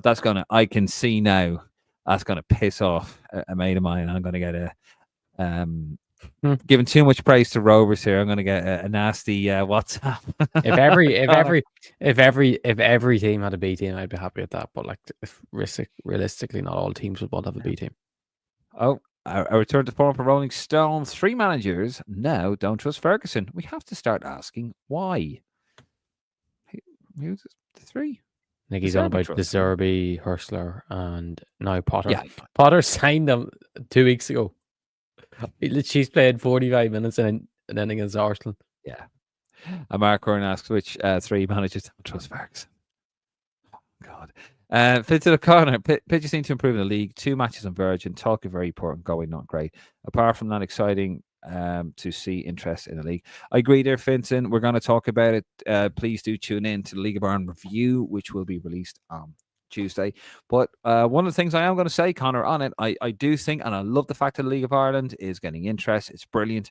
We need interest in the League of Ireland. We need a fully functioning League of Ireland. It's brilliant. Stop giving all the money to the Premier League. They have enough of it. We need to start developing the game in Ireland. However, and I say this from the right place, I think the League of Ireland in different areas has exposed itself a little bit, and not in a good way. And I'm talking technology, I'm talking pitches, and even especially today, a game called off today as well in Dublin. We're going to talk about that on Tuesday. The thing I'd say there, Tal is actually very, very good services, just terribly planned. Whoever planned it out to have 3 games in a space of 4 days on that pitch, like it's not good for any pitch to even have it like that. No, but it's still part. It's still part of it, though, isn't it? Problem. Yeah, it is. Yeah. All of it, like the app as well, the League of Ireland TV app. We're going to talk about it all on the next episode. Do tune into that. Episodes 1 and 2 are available in the archives on the YouTube and lansdowne.ie. But thank you, Finn. Brilliant comment. Tony Harbert, downtown 123. I think Abanqua must be in the March squad. God, back doing it. I'm tired. On current form, he's the best Irish player at the moment. A banquet. Fuck. Rolling Stone, the Zerbi, Hushla, and Potter. The first 2 question is hold up play on Ferguson. And Adam Curtis responds, the Zerbi used him and he got injured playing under him. Anyway. Shane Brown, lads, there must be something being done right with the youth coaching in Ireland. Our underage teams are always super competitive, even against the top dogs from the under 50s or 21s. Conor, correct me if I'm wrong, and I'm going to agree with Shane on that. But we've always had really good youth setups, haven't we? Like we've had teams that have won European Championships, the under 16s, the under 18s under Brian Kerr. We've always had teams that have done well, always competed. You know, we did very well in that Latoon. The tournament that we went into with Toulon, sorry. Yeah, name escaped me. Toulon there with Stephen Kenny in 2019. We did really well there. Like we've always done well at underage, haven't we? Yeah, we always haven't. Even more as of recent years. I know there was that spell with Brian Kerr, but there was still a big gap before there was Ireland underage teams starting to properly compete again. But yeah, it's just a good period of underage football, and the coaching is a lot better now at underage level, and players are starting to get the right judgment. The right players are getting picked, and the development is a lot better. But I think it's just the gap between senior football and underage football is massive, and it's about making the right career decision from there and being at the right clubs. Because as you start to get to like past under 17's age, I would always say that's when the teams that are getting the best coaching in Europe start to like kick on more. That's why sometimes after you see Irish players at under 17 level, under 18 level, or under 16 level, or you'd have some players that are some of the best talents in their age at Europe, but then when it gets past that stage, because of not getting the contact hours that they get in the big countries in Europe, lads start to overtake them.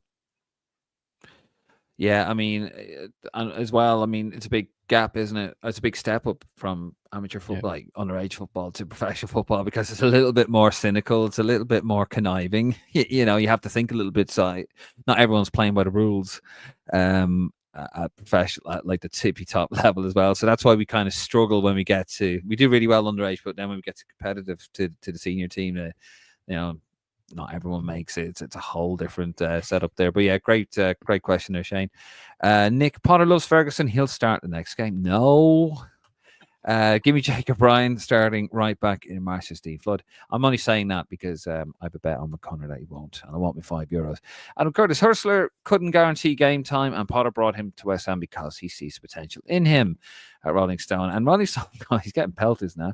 Do you think if he loved him, he would have given him more game time?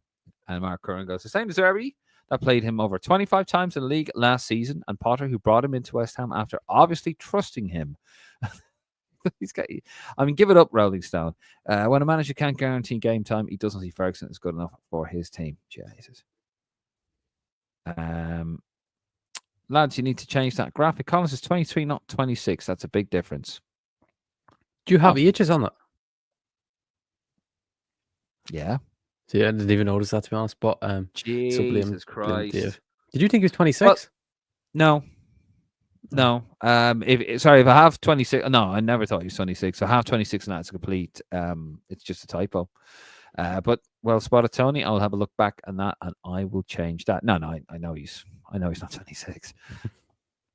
Martin Fitzpatrick, and you didn't even know, you bastard, that there was any fucking ages on it. Yeah, I'd be in my fucking Hawkeye over there. Hawkeye McAvoy, Jesus Christ. So I'm up against, folks. Martin Fitzpatrick, St. Mirren beat Rangers. Who the Irishman playing for them? Killian Phillips got man of the match. I think that's what he's probably referring to. And they've actually sacked him. They've sacked the Rangers manager. Belgian yeah, I seen now. The Clement, or whatever you call him. Yeah, oh dear. They got new owners. I think that's probably why. And that one they lost to St. Mirren obviously doesn't help. Yeah, and Celtic going to win the league again. I mean, even though they lost to Hibs at Easter Road, doesn't make a difference, does it? Dean Flood, I think Andy had a decent run 1 year in the championship. That's about it. Andy Moran? No, he's on about Omar Bamadali when you're referring to his injury situation. Oh. Thank you, Dean. But yeah, spot on. Adam Curtis, Hurstler never gave Ferguson a chance in the squad when he was coming back from injury at Rolling Stone. There's more stuff going on between Rolling Stone and the rest of the guys there. Tony Herbert, not a huge fan, but must be said, Matt Doherty is having a fine season for Wolves. He is, isn't he? He's actually doing all right, playing on the right side of a back three of a like what we were. And he actually said in that interview he done with Nathan Murphy last week that the way he's been playing is actually more like how he'd play with Ireland. He said it's kind of like when he played for Ireland against Finland, it was like he played as a low right back, he was saying, and he said that's actually quite similar to the role he plays with Wolves at the moment. Obviously it's in a 3, but he said it's quite similar, which is actually interesting to know that maybe if Hallgrimsson is looking at the most identical playing exact way he wants a right back playing, it could be Doherty's role. But we'll just have to wait and see. Yeah, I mean, look, as much as Doherty was maligned, and rightfully so for his attitude and application, let's be honest, the system didn't help him, did it? Like, it left him and Coleman, Coleman playing in that position at the right side of a back three. Probably should have been the other way. It probably should have been the other way around. When you look back, it probably should have been Doherty as centre half and Coleman as the wing back. When you think of it, really, it shouldn't have been the other way around. Yeah. It was like when Brian Kerr used to play Stephen Carr as a right back and Steve Finnan as a right midfielder. And Stephen Carr would always overlap Steve Finnan. I'm thinking, just put Steve Finnan as the right back and Stephen Carr as the right winger, because he kept leaving gaps. I remember, I couldn't get over that. Like, Stephen Carr was a pacey right back. Anyway. But yeah, no, he is doing well, Tony. Sorry. Nothing. No. Dean Flood, John Patrick did decent in that game, and Rams had 2 cars. That's right, yeah. Ram, they're in serious trouble, Dean. Where did you see he doesn't rate his hold of play marker on that side? Rolling Stone. Christ. Still more here. They're all having a go, throwing pelters at Rolling Stone. We're going to try and move on the conversation. Gavin Clark, shame about Ipswich, load of bigs. Boys and Green getting relegated. Pity for Smods and Oggs. Was hoping to see the best. I'll laugh at Gavin, by the way. I'm laughing at the next comment. Yeah. Cascarino said Ferguson isn't a centre forward. He has to. That's the number 10. I was looking at that as well. I wasn't gonna sort of give this any more. Oh, Jesus. It's funny it's not a centre forward according to fucking Cascarino when Ferguson is the joint record holder for the most goals in a calendar year in the Premier League by a teenager. That screams number 10 to me, and not number centre forward. Yeah, he's a centre forward. He is a centre forward. When that boy is in full flight, he's like an Alan Shearer. He's just power, and it's going in. The ball's going in outside the box, inside the box. It's going in. He's a natural goal scorer. He's just has a poor run of injuries, and he's young. How old is he now? 19, 20? Yeah, 19. No, 20. Yeah. 20. Fintan O'Connor, really good to see Doherty playing well again. Can he fit into a back 4 for us? All this good work in a back 3 for Wolves. don't know about a back four, we were just talking about that earlier on. I think Heimer's going to go with a back four. It doesn't suit us playing anything with a back four. It just doesn't. And that's what I was saying earlier on with Doherty. He was a bit unlucky. Sorry, it's not a comment. More pelters at Rolling Stone. There, I'm going to avoid those. But yeah, the system didn't help Matt Doherty, but his application wasn't great. Yeah, you're reading that as well. Gavin Clark, shame about Ipswich. Hoping to see Oggs this year. It's all Ed Sheeran's fault. It was a continuation of a previous comment. People slate Welbeck, and while he can't finish, says Rolling Stone, his ability on the ball and link-up play is miles ahead of Ferguson. We had to go back into this. Mark Curran, but Wenger and Ferguson got rid of Welbeck, so he must be terrible going off your logic, gimp. Fucking hell. Now, come on, play nice now, Mark. Dean Flood, is Dara O'Shea going to stay where he is this year, or is he going to fight relegation at a different club next season? Yeah, probably the latter. Yeah, he's played at loads of clubs, hasn't he? Was he at West Brom? Yeah, he was captain of West Brom. It was very good then. I went to Burnley last season, and then going back to went to the Mighty Ipswich this season. He actually has, in fairness, Dara O'Shea's actually had a really good season. He's been one of their players that's actually stood out and looked like he could play in the Premier League in the long term. But no, they're just a bit mid. Like they're just not great. Like maybe Leeds. Go to Leeds. Go to Leeds. You could go West Brom if the West Brom get playoffs and go up. Maybe West Brom. Maybe back to West Brom. Rolling Stone. I've never said Ferguson is terrible, but this link-up play needs a lot of work. Nick actually thought John Patrick improved Rams when he came on at half-time. Is what you were saying as well, Conor. They're a bit of a shit team, though. I love getting red cards. They do, and he got a red card on his debut, only for it to be rescinded. No, his debut. Sorry, his home debut, yeah. Yeah. John O'Sullivan, did you watch First City, Dave? And do you like it? No, I didn't. I didn't see what's happening, John, in First City this week. Rolling Stone liked the video, says Rev Tracker. What's going on there? Is that what you were doing when you're supposed to be listening to me? Alfie Conneely. Hi, Conor and David. Hope all is well with you both. All good, Alfie. As a Go United fan, I'm very happy with the win against St. Pat's. Boo. On Friday, a great atmosphere, sold out, and a win against a title favourite. Good man, Alfie. I can't be quite happy with your team's win, of course, against my League of Ireland team, St. Pat's. We're going to talk about that on Tuesday, so do tune in for that. But yeah, great win for Galway. I was trying to watch the game on the bloody League of Ireland app, and I think the problem was because it was the game on Virgin, it was trying to kick me out of it, even though I was watching it outside the Republic of Ireland. Because if you're inside the Republic of Ireland and you're trying to watch a game on Virgin on the app, it won't let you.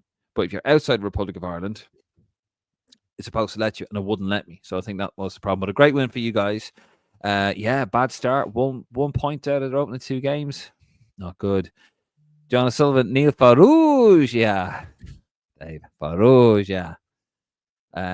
John Hennessy. Hi, Conor and David. Come on, Ireland. How you doing, Josh? Hope you are well. I'll give you a few. I'll give you a few in DMs, Conor, says Bill. What's all that about, you saucy bollocks? What's he DMing you about there, Conor, eh? Just them teams. Just them teams. Just them teams, is it? Yeah, okay. Yeah, saucy. Tony Harwood. I played for Nice Kildare Schoolboys. Good man, Tony, in South Dublin League 30 years ago. There should be a team from Kildare. There absolutely should. The talent from Kildare is unreal. The sports facilities, from what I've seen around Kildare, is unreal as well. Really should be more. Dean Flood. Yes, Tony. Best county in Ireland needs a team. Good man, Dean. I do have a lot of time for Kildare, having lived there. I've spent a lot of time in Kildare. Remember working in League Slip, Paddy Powers, for the 2005 Grand National. Paddy Powers there, yeah. Remember that, League Slip. Lovely town. And of course, Selbridge as well. Aidan Corbett, given the parochial nature, I think if a club enters from a county currently without a team, town names may make others feel excluded. Nothing wrong with it. Clare FC, Kildare United, Tipperary SC, etc. What do you make of that, Conor? I agree. Spot on. There you go. Aidan, he's just coming out with these logical comments. I love it. Josh Hennessy. Hi, Conor David. You watch Ireland women's games? Ireland 1, Turkey 0. Are you asking if we watch?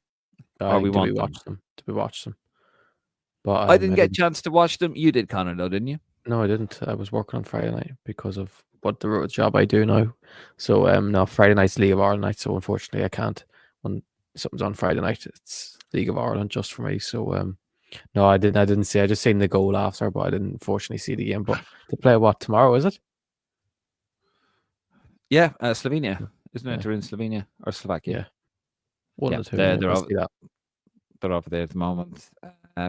So they've got off really well. First point 1-0 in Tallaght. Unfortunately, may have caused the game to be called off today. But I mean, sure, that's not their fault, is it? As you said, it should have been played down the court. We'll talk more about that on Sunday. So I'm just looking at some of the comments coming in there. Kind of obviously make me smile. But no, look, fair play to the women's team. Winning 1-0 against Turkey. Nations League. They got relegated, obviously, from the last group, and they're back in it again. And they're probably going to go back up again, aren't they? Downtown 1, 2, 3. O'Shea right back, Doherty left back, Jake and Collins in the middle. That's an interesting one. Sort of kind of what we said, but well, it's Bar Doherty and Aidan Highland. I'd go O'Brien, Collins, O'Shea, and Kirkin or Sirkin. Hopefully, we'll find out how he pronounces that fucking name. Darren O'Hartnett, how you doing, Darren? Bows fan. This sounds a bit mad, but I'd have O'Shea left back, Collins and Doherty centre backs, and O'Brien right back. Big fan of McGuinness off Luton. Also, all right. Zed Leplin, O'Brien for right back, Shane Brown, O'Brien, O'Shea, Collins, O'Dowda, my back four. Why O'Dowda? Man's not on. Tony Howard for Bulgaria, not a deal. My back four: O'Brien, Collins, Abankwa, and Brady. Zed Leplin. We are in a bad need of a left back, is what he meant to say, not a right back. Adam Curtis says O'Shea over Brady. Nick, he's certainly to start against Leicester's. No, Nick, he's not. Right. I want my fiver. That's free money. Yes, for me, Nick. It's a free fiver. Ed M. Dunn, Collins, O'Shea, Brady. I presume Brady is left back and Dunn is right back. Gavin Clark, I like this one. Breen, and right back, Breen. There you go. Do you remember the old song, Conor? Do you? We're dreaming of Gary Breen. Yeah, I'm not that old. You are, but yes. So how old were you when you last played for Ireland? You were like unborn. What year was he? What year did he make his last cap? Was it 03, was it? I then it would have been a year old. Jesus. John, I heard Jacob Murphy has been approached by Nigeria through his father, which I think he's turned down. Still available to Ireland through his mother. I swear he said himself that he can't play for Ireland. I swear Kenny said that as well. I believe he can't. I think it's not true that he can play for Ireland. Well, I don't know. John said it's true. Are you calling John a liar? Are you calling John a liar? No. Better not be. Adam Curtis, Doherty, O'Brien, Collins, O'Shea is all the right back the back fours. John, Alex Murphy playing regular for Bolton on loan from Newcastle. Could be in the full squad in the next few windows. Plays left back. Thank you, John. There you go. It's an excellent name there. Love it from the Roar Faithful. Gavin Clark, if John Egan was back to his best, he should be in the squad. I don't think he will be, though. He's sort of... He can't play 90 minutes. Yeah, you can't play 90 minutes back to back. And he was the 2019 captain in a 3-1 win against Bulgaria, says Gavin Clark. Sadly, though, he was brilliant. He was excellent. And John O'Sullivan with the last comment of tonight's episode. Did you watch the RT News at 9, Dave? No, I didn't, John. And to be honest, John, I find the news frightening at the moment. Absolutely frightening. I feel like I'm in a James Bond movie and it's all gone fucking wrong, hasn't it? It's all gone tits up over the last few weeks because some tosser got elected somewhere. Anyway, we're going to leave it there, guys. Thank you very much. Conor, thank you. Thank you guys for watching. No. Thank you, Conor. But thank you all for tuning in. Just under 1,500 of you guys as well. Brilliant support as always. There will be an audio version of this program coming up in the next few minutes. Just have to kind of download and re-upload it there over on lansdowneroar.e. Don't forget, if you want to get involved in the writing team, you can contact us through our Twitter, our Facebook, an email. Don't make me play the video again. Just get in contact with us, and then I'll send you on to Conor, and Conor will set you up. We've had loads of people come in from America, Germany, all over Ireland. It's fantastic. We want more writers. We want you to get involved. We are the voice of the fans, and we want you to have your say. And if you haven't already, please do subscribe to the YouTube channel. If you could like the video, it would really, really help. That'd be amazing. Thank you very much. And also head over to Facebook, Instagram, and our Twitter. And of course, as I said, lansdowneroar.e for loads of opinion. There's loads of reports. There's League of Ireland. And by the way, you can write about League of Ireland. You can write about schoolboy football, schoolgirl football. I don't get, as long as it's Irish football, the past, whatever. As long as you can string two sentences together. As I said, that precludes humor if you're watching. Get involved. We want you to, it's voluntary. We can't pay you anything. Unfortunately, not yet. Hopefully. But, if you just want something to do, you want to get involved with Irish football, and you'll have people, trust me, people will read what you have to say. It's a great, and if you're just a student, Conor, as well, like you were once, you were, it'd be a fantastic. Conor wished he had this opportunity, didn't you, Conor? I did. I wish I did. Yep. But now you do as well. If you want to get involved and you want to get started in journalism, is a great opportunity. So get involved there. Anyway, we're going to leave here. I'm David Dunn. He is Conor McAvoy. League of Ireland review out on Tuesday. We're also going to have another video coming out for you on YouTube. Top 10 breakout stars of League of Ireland. Conor, is it? Yeah, 10 breakout stars. Might be a few more than 10, but we'll say it's 10. No one has to do the video. It better be bloody just 10. No. I kid.